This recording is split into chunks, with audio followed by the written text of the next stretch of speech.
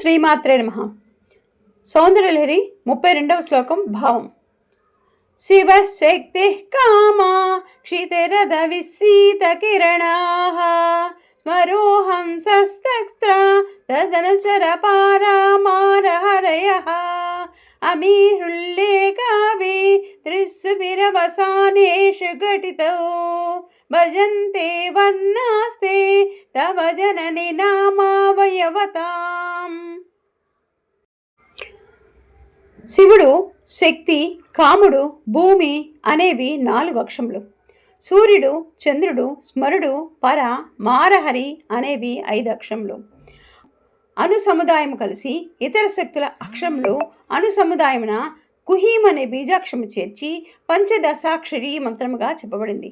దీనిపై మరొక చంద్రకళ అక్షరం కలిపిన షోడశాక్షరి మంత్రం అవుతుంది.